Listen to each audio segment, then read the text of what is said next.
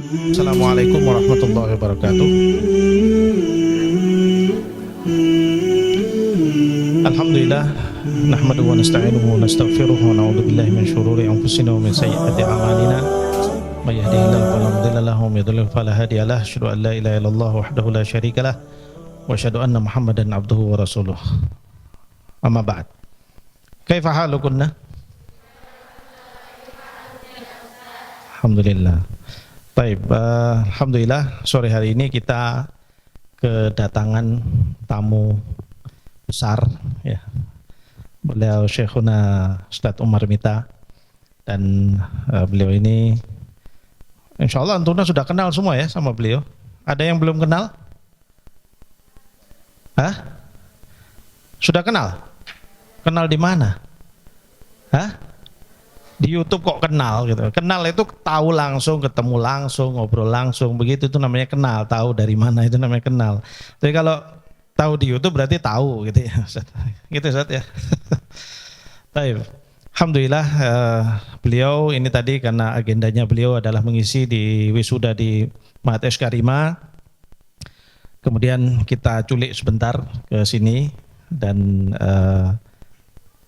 kita minta untuk memberikan tausiah ya kepada kita semuanya dan menyapa santriwati dan santri di Ma'had Salman Al-Farisi, dan kita ucapkan ahlan wa sahlan Ustadz Umar di Ma'had Salman Al-Farisi. Ini komplek putrinya, nanti habis dari sini nanti kita ke komplek putranya Ustadz ya. Dan karena memang waktunya mepet, jadi mungkin hanya bisa sebentar ya, karena waktu beliau juga Ustadz juga nggak enak nanti sama Pondok Iskarima kalau terlalu lama nyulik beliau nanti. Kasihan yang mau ada acara-acara lainnya. Oleh karena itu Ustadz mungkin bisa langsung saja untuk bisa kita minta untuk memberikan tausiah penyemangat buat anak-anak ini. Mereka ini di sini ya, alhamdulillah insya Allah. Berapa persennya Ustadz yang sudah hafidhah selesai? Berapa persen? 30%-annya ya insya Allah. Selebihnya ya berjalan menuju kepada hifdzul Quran dan minta disemangati lah gitu untuk masalah tahfidzul Qur'annya dan belajarnya dan juga tujuan hidupnya gitu Ustaz. Barakallahu fikum. Untuk saya tidak ingin berlama-lama, untuk waktu dan tempat saya persilakan pada Ustaz Umar. Tafadhol Ustaz. Bismillahirrahmanirrahim. Sebelum saya menyampaikan salam dan kita mulai sharing kita pada kesempatan sore kali ini, tentunya saya menyampaikan senang sekali akhirnya menginjakkan kaki di Pondok Salman. Namanya cukup masyhur, cukup wangi, sampai tersebar di area Bekasi tempat saya tinggal. Tapi baru kesempatan hari ini menginjakkan kaki bertemu dengan para thalibat yang hadir pada kesempatan sore kali ini. Kalau kalian belum pernah melihat orang diculik tersenyum, nah inilah saatnya melihat orang diculik tersenyum dari. Karena sebenarnya memang saya ini diculik, tapi saya bergembira ketika diculik, walaupun memang waktunya tidak lama. Ustadz Iim ini kakak kelas saya sudah cukup lama. Sebenarnya jarak antara saya dengan beliau tidak terlalu jauh. Tapi memang wajah tidak bisa bohong, beliau sekarang tampak tua dan saya masih kelihatan muda. Jadi kita doakan semoga Ustadz Iim ini panjang umurnya dalam taat. Kalau saya melihat ubannya beliau itu, saya melihat perkataan ulama. Uban itu ada dua. Uban itu nadhir yang pertama. Uban itu merupakan peringatan Allah bahwasanya kita semakin tua. Tapi ada yang kedua, ada uban yang biasanya datang karena beban keluarga yang berat. Makanya ada sebuah doa, Allahumma inni a'udzubika min zawjin tusayyibuni qablal masyib. Ya Allah, aku berlindung dari pasangan yang membuatku beruban sebelum masanya. Kelihatannya yang pertama insya Allah, karena beliau bahagia sekali dengan pernikahannya. Saya kira begitu saja kajian kita sore kali ini. Mari kita kajian sebentar. Assalamualaikum warahmatullahi wabarakatuh. Alhamdulillah wassalatu wassalamu ala rasulillah wa ala alihi wa sahbihi wa man tabi'ahum bi ihsan ila yaumil qiyamah. Kepada para thalibat yang hadir, kepada para asatidzah yang juga hadir pada kesempatan sore kali ini. Tentunya kita bersyukur bahwasanya kita masih mendapatkan kesempatan untuk menambahkan ilmu pada kehidupan kita.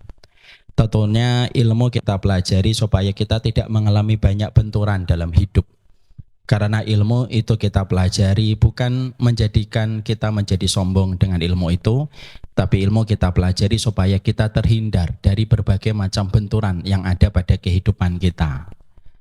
Tan Malaka, salah satu penulis yang karyanya banyak saya baca di waktu saya muda, mengatakan bahwasanya manusia itu ada sebagian yang karakternya itu terbentur.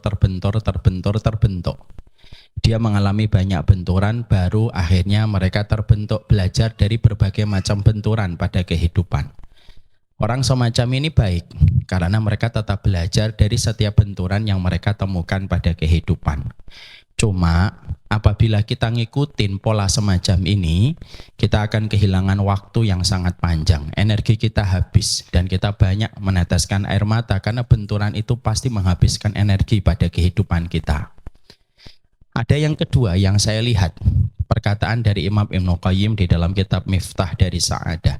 Beliau mengatakan, entah ini ada korelasinya atau enggak, tapi Imam Ibnu Qayyim berkata, sesungguhnya ilmu dipelajari supaya menghindarkan kita dari banyak benturan dalam kehidupan. Biasanya orang itu banyak benturan dalam kehidupan karena tidak tahu ilmunya, sehingga akhirnya dia mengalami benturan pada kehidupan. Banyak masalah itu bukan karena semata-mata takdir, tapi banyak masalah itu karena takdir dan banyak kebodohan yang menyertai pada kehidupan. Maka inilah yang menjadikan kalian harusnya senang dan bersyukur kepada Allah. Diberikan kesempatan untuk belajar, untuk mempelajari segala macam petunjuk supaya tidak mengalami banyak benturan dalam kehidupan. Kalau kalian nanti sudah keluar di medan kehidupan, kalian akan menjumpai ada seorang akhwat menetes air mata, ada seorang ummahat bersedih dalam perjalanan takdirnya, karena benturan demi benturan itu terkadang mereka tidak ketahui ilmunya yang menjadikan mereka mendapatkan masalah. Banyaklah belajar, karena banyak belajar itu bukan karena kita ingin pintar. Belajar itu supaya kita terhindar dari berbagai macam benturan dalam kehidupan. Makanya Messi, Cristiano Ronaldo, kenapa mereka menjadi orang yang sudah didaulat dan dinobatkan pemain terbaik dunia dalam bermain bola, tapi masih butuh pelatih? Simple. Karena pada dasarnya Messi, Cristiano Ronaldo, Umar Mita sebenarnya satu. Kita memiliki weakness point, kita memiliki blind spot yang ada pada kehidupan kita, yang terkadang blind spot itu tidak bisa dilihat kecuali orang lain. Makanya akhirnya pelatih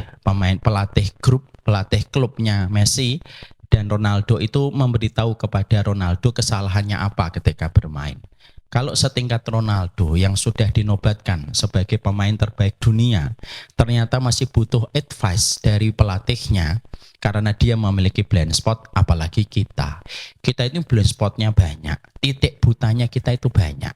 Dan itulah yang menjadikan kita paham kenapa ilmu disebut dengan kata nurun, karena membebaskan kita dari banyak blind spot. Belajarlah yang banyak, karena semakin banyak kamu memiliki, semakin banyak pelita, dan pelita itu menyelamatkan kita dari banyak benturan dalam kehidupan. Semoga kalian memahami why-nya kalian ketika duduk di sini. Saya tidak mau kalau ada orang ketika mereka belajar, maka latar belakang why-nya itu tidak ngerti. Makanya maaf ya kalau kalian nanti kuliah, membuat bahas dan skripsi, pertama kali itu yang paling kita harus selesaikan sebelum membuat skripsi itu apa? Asbab ikhtiyaril maudhu, sebab pemilihan tema itu kenapa? Itu namanya why. Itu pun sama. Kita ini duduk di sini itu kenapa? Dan kita harus mengerti basicnya adalah bukan karena saya menuruti perkataan Bapak, bukan karena saya menuruti perkataan Umi, tapi datangnya saya ke sini belajar berhadapan dengan Gunung Lawu setiap harinya, berhadapan dengan peraturan yang kita jumpai. Simple, supaya pada kehidupan di masa mendatang saya tidak mengalami banyak benturan yang menguras air mata dan energi pada kehidupan. Bersyukurlah kalau kita masih diberikan kesempatan. Orang masih diberikan kesempatan bertemu dengan orang-orang solih yang mengajari kita supaya kita paham dan supaya kita mengerti. Saya pada kesempatan ini, setelah kita menyampaikan syukur kita kepada Allah, maka saya ingin menyampaikan terlebih dahulu hal yang basic. Ada sebuah perkara yang penting. bahwasanya kita pada kehidupan selain menentukan dan mencari jawaban sebab apa kita diberikan oleh Allah kehidupan dan tujuan kita apa. Seiring kita mencari jawaban kenapa kita itu dihidupkan oleh Allah pada kehidupan, ada salah satu hal yang juga harus dijawab. Dan ini dikatakan oleh Syekh Utsaimin. Syekh Utsaimin itu berkata, salah satu di antara hal yang kita harus mengerti dalam kehidupan kita secara basic setelah kita harus mencari jawaban kenapa kita diciptakan oleh Allah, yaitu adalah kita ini harus tahu kenapa Allah memberikan kepada kita jenis kelamin yang berbeda di antara kehidupan kita. Ini termasuk salah satu pertanyaan yang harus dijawab. Kalau kita tidak menjawab pertanyaan ini, berantakan nanti kehidupan kita. Sehingga kita sering sekali menjumpai ada perempuan tomboy ketika dia pingin sebagaimana laki-laki. Kita juga sering menjumpai ada laki-laki yang justru kemayu, gayanya begitu gemulai ketika dia menyerupai perempuan. Dan itu terjadi salah satunya karena tidak paham sebenarnya. Kita itu diberikan oleh Allah jenis kelamin itu kenapa? Padahal Allah memberikan segala ketentuan takdir pada kehidupan kita. Itu tidak ada yang tidak memiliki jawaban dan hikmah. Saya mulai dari basic ini dan ini cukup panjang sebenarnya. Tapi saya singkatkan. Maka inilah yang menjadikan kita paham. Kalau para tholibat hari ini diberikan oleh Allah anugerah bahwasanya engkau diciptakan oleh Allah tidak sebagaimana laki-laki tapi engkau diciptakan sebagai seorang wanita di dalam kehidupan, fahami hikmahnya dan kita harus mengerti jawaban dari Allah yang disampaikan ulama supaya kita bisa merasa beruntung dengan jenis kelamin yang Allah berikan pada kehidupan kita. Karena ternyata kita tidak pernah menjumpai satu makhluk yang Allah mudahkan dalam segala hukumnya dan syariatnya sebagaimana Allah memberikan kemudahan kepada para wanita. Ketika wanita itu diberikan syariat yang diringankan oleh Allah Subhanahu wa taala. Makanya maaf ya, kalau kalian dapati diri kalian sebagai wanita, maka kata Syekh Utsaimin, yang pertama wanita itu Allah ringankan bebannya. Yang mana banyak kewajiban yang Allah ringankan pada pundak wanita yang Allah tidak ringankan itu dari pundak seorang laki-laki. Coba, kalian nanti kalau pulang tidak ada kewajiban kalian untuk sholat berjamaah di masjid. Padahal sholat berjamaah di masjid tanya kepada laki-laki itu tidak ringan. Kita keluarkan motor, kita keluarkan mobil, mempersiapkan 5 menit sebelum berkumandangnya adzan, segera hadir. Ketika sebelum berkumandangnya iqamat, kalau mampu sholat, mendengar takbiratul ihram bersama imam, itu bukan perkara yang ringan. Tapi Allah tidak bebankan itu kepada wanita dan Allah bebankan itu kepada laki-laki karena kata Syekh Utsaimin, karena begitu cintanya Allah kepada satu makhluk yang bernama wanita sehingga Allah ringankan beban syariat yang ada pada kehidupan mereka supaya para wanita itu paham tidak ada zat yang paling mencintai kalian kecuali adalah Allah. Makanya sampai kita dapati dalam satu riwayat sholatul mar'ati fi makhdaiha afdalu min sholatiha fi hujratiha wa sholatiha fi hujratiha afdalu min sholatiha fi dariha wa sholatiha fi dariha afdalu min sholatiha fi masjidiha. Dan itu tidak berhenti di situ sampai Rasulullah mengatakan wa sholatiha fi masjidiha afdalu min sholatiha fi masjidihada. Kalian pasti tahu artinya. Itu menunjukkan bahwasanya keberuntungan. Sehingga ketika Allah menentukan bagaimana Allah menciptakan engkau sebagai seorang wanita, bukan karena Allah tidak bisa menjadikan engkau laki-laki dan bukan karena Allah salah ketika memilih jenis kelamin kepada setiap makhluk yang Allah ciptakan. Maka beruntunglah karena kita akan hidup pada zaman ketika orang hari ini tuh hidupnya itu bingung untuk melihat apa yang dia dapatkan pada kehidupan. Di barat sekarang, jenis kelamin itu bukan hanya 2. Jenis kelamin itu banyak. Sampai ada 50 item kalau kita akan mengisi sebuah formulir untuk memasuki sebuah instansi atau sekolahan. Itu bukan hanya laki-laki, perempuan, ada transgender, ada trans apa. Bahkan sampai ada seorang perempuan yang mengaku kuda, itu pun juga sudah diberikan sebuah legitimasi jenis kelaminnya. Coba. Jadi ada perempuan itu sampai dia itu operasi mirip perut kuda, sampai dimoncongkan, ini nyata. Kenapa? Ya karena dia merasa dirinya itu sebagai kuda. Coba. Ada perempuan merasa laki-laki namanya transgender atau trans woman, ada trans laki-laki. Makanya kalau ada orang Bekasi merasa orang Solo berarti trans Solo. Ya kan? Karena mereka bingung dengan kehidupan mereka. Makanya perkara ini basic, kita harus mengerti. Saya diciptakan oleh Allah sebagai seorang wanita, itu karena Allah ingin memberikan keringanan kepada kita dengan pundak syariat yang Allah bebankan kepada kita.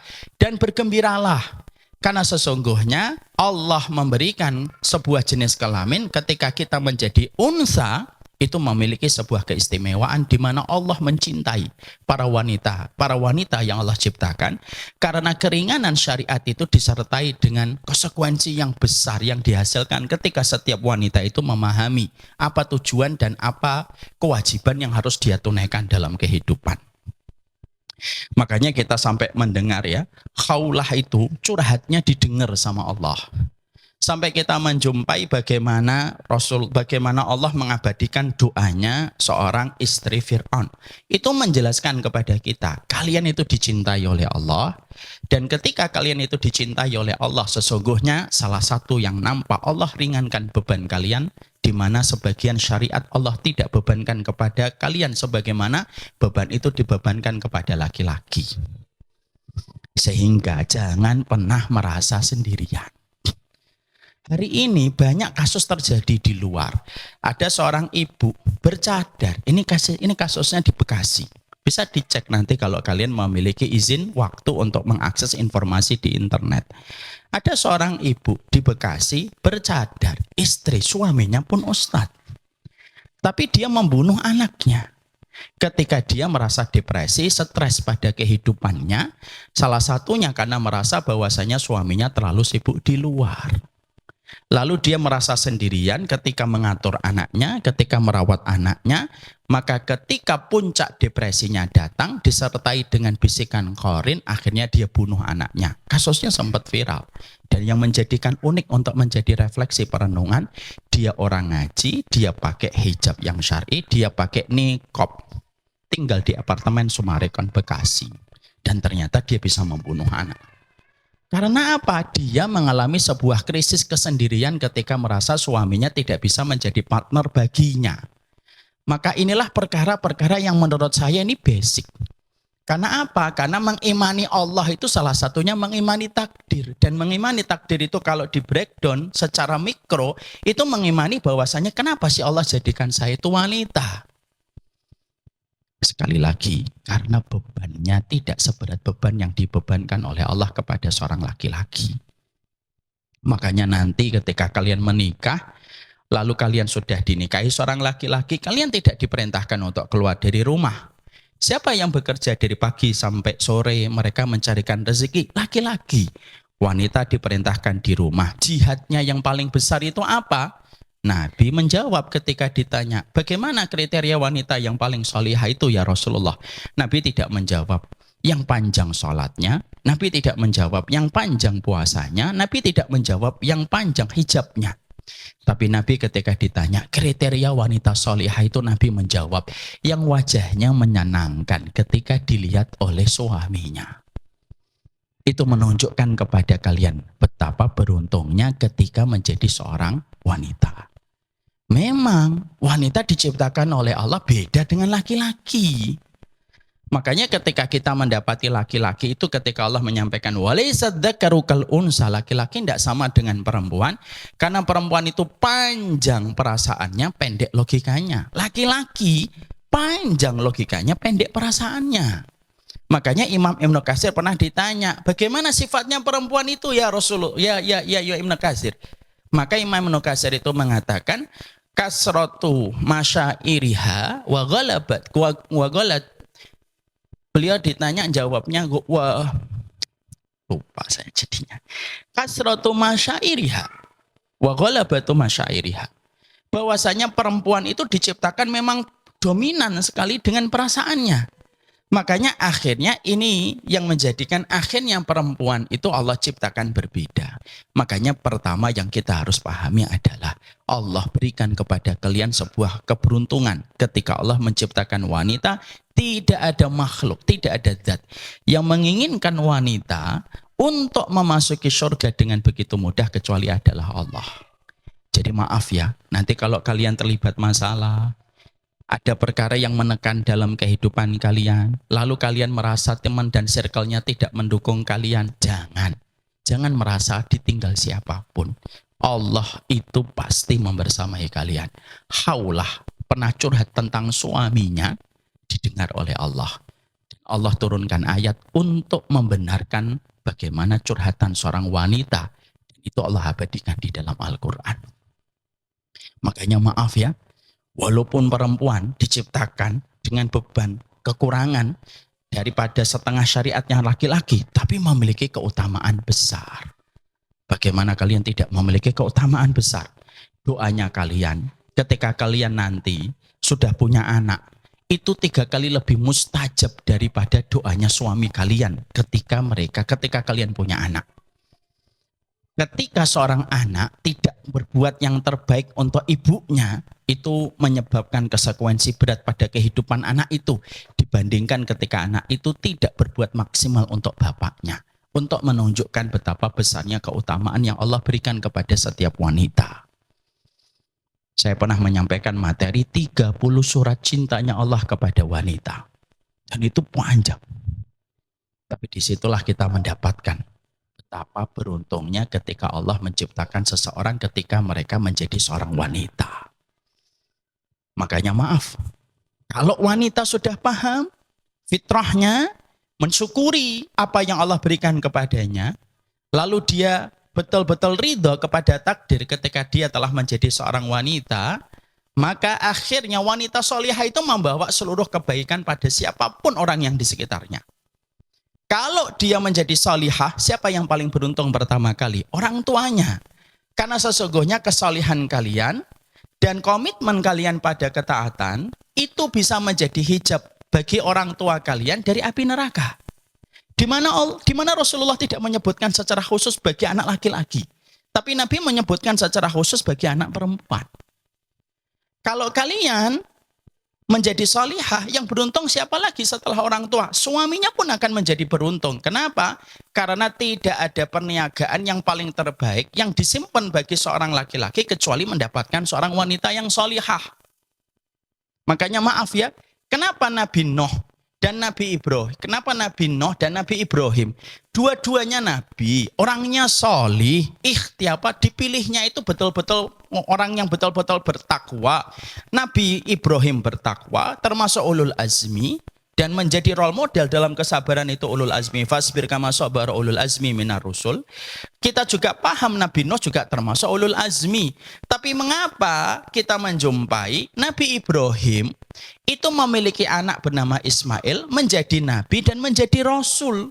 Tapi Nabi Nuh tidak mendapatkan seorang anak sebagaimana Ibrahim mendapatkan Ismail, tapi mendapatkan Kan'an. Padahal maaf ya, kalau kita jujur, kita buka di dalam tarikh, kita menjumpai di dalam tarikh itu diterangkan Nabi Ibrahim itu menjenguk Ismail itu 4 kali. Pertama, beliau menjenguk Ibrahim, membawa Ibrahim ketika Ibrahim masih merah. Yang kedua, ketika peristiwa penyembelihan yang ada di dalam surat As-Saffat. Yang ketiga, ketika mendatangi lalu tidak menjumpai Ismail, lalu berjumpa dengan istri pertamanya Ismail. Lalu akhirnya mengatakan ganti palang pintumu. Yang keempat, mendatangi kembali, tidak berjumpa kembali, tapi Nabi Ismail sudah menceraikan istri pertama dan menikahi istri yang kedua. Lalu Nabi Ibrahim mengatakan jaga palang pintumu. Secara kuantitas waktu hanya 4 kali. Tapi kenapa Nabi Ibrahim bisa mendapatkan Ismail, Nabi Nuh tidak mendapatkan Kan'an sebagaimana Ibrahim mendapatkan Ismail?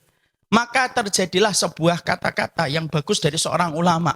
Karena dibedakan dengan support system yang mereka miliki. Nabi Ibrahim itu mendapatkan Hajar yang beriman.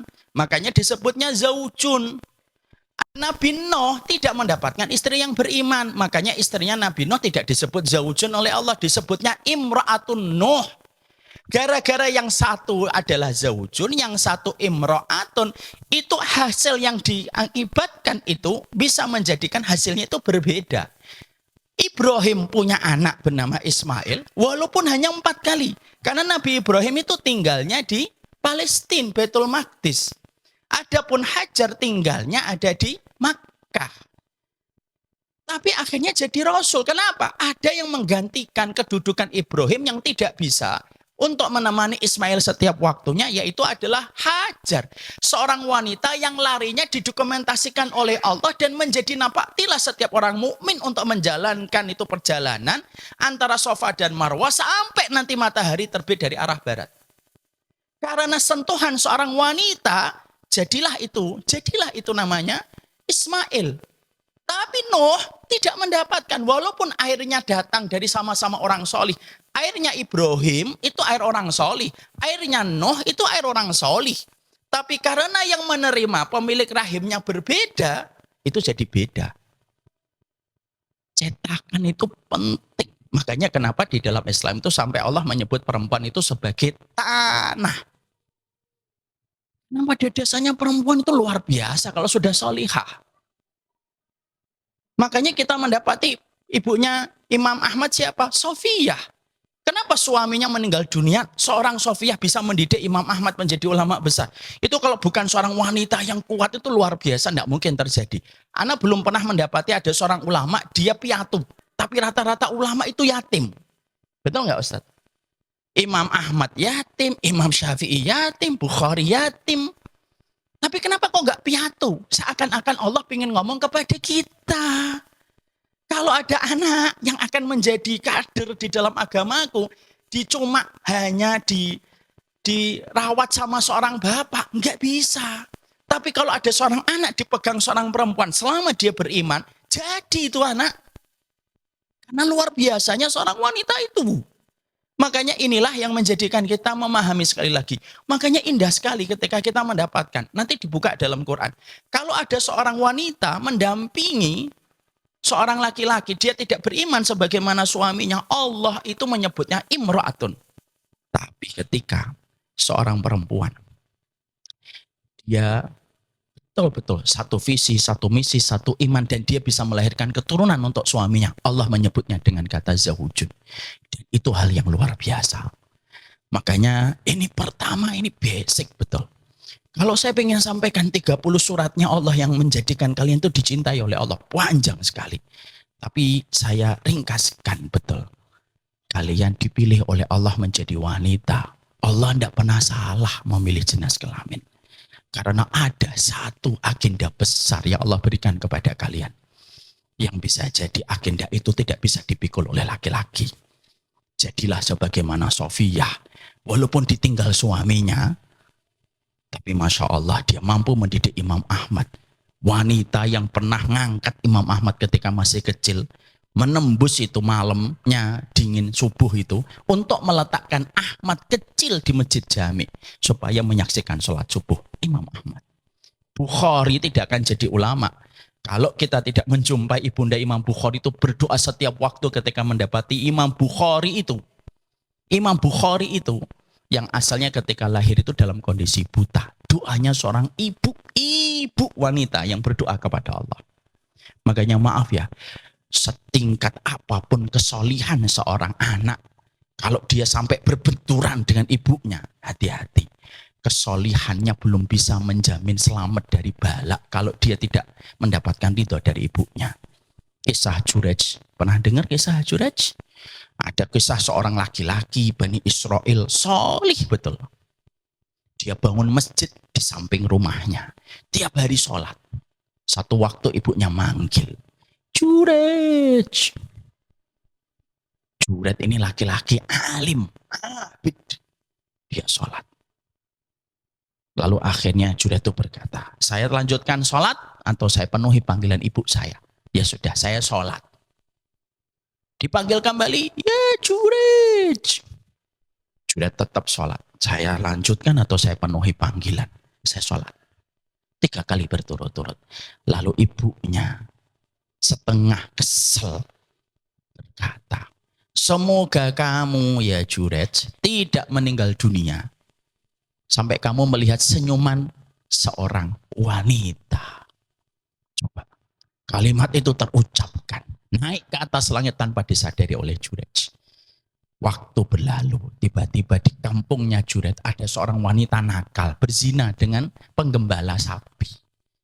Ketika dia berzina, hamil perempuan itu, ditangkap sama penguasa yang menjalankan amar ma'ruf nahi mungkar, ditanya, kok kamu hamil? Siapa yang menghamili kamu padahal kamu belum menikah? Perempuan itu berkata, saya zinanya sama Jurej. Maka penguasanya bingung, loh kamu zina sama Juret ahli ibadah kami? Iya. Yakin itu Juret? Iya. Jadi yang namanya fitnah kepada ulama itu dari ratusan tahun lalu sudah berjalan. Akhirnya pengusaha itu datang ke rumahnya Juret, dihancurkan masjidnya, diseretlah dia untuk dibawa ke alun-alun sebelum dijebloskan ke penjara. Ada peristiwa menarik. Ketika lagi digiring menuju ke alun-alun untuk dijebloskan ke penjara, Juret dilewatkan di depan rumah wanita yang hamil. Dan wanita yang memfitnah Juret itu lagi di depan rumahnya. Ketika Juret lewat, wanita itu tersenyum sama Juret. Lalu akhirnya Juret itu melihat wanita itu tersenyum, ikut tersenyum. Lalu penguasanya sempat bingung, kenapa ini kok senyum gitu. Tapi tidak ditanyakan, jebloskan ke penjara. Bulan berganti bulan dan akhirnya wanita tersebut lahir. Dan ketika lahir, bayinya dibuat oleh Allah untuk bisa bicara sebagai bentuk karomah Allah kepada walinya. Bicara. Lalu bayi itu mengatakan, bapakku pengembala sapi, bukan Juret. Empatlah penduduk di situ. Akhirnya penguasanya intinya meminta maaf. Lalu akhirnya ketika penguasanya meminta maaf, penguasanya lalu berkata, kami akan buatkan masjid kembali yang kami hancurkan, yang lebih megah sebagai bentuk penyesalan kami. Juret berkata, ndak usah, bangun sebagaimana semula. Siap.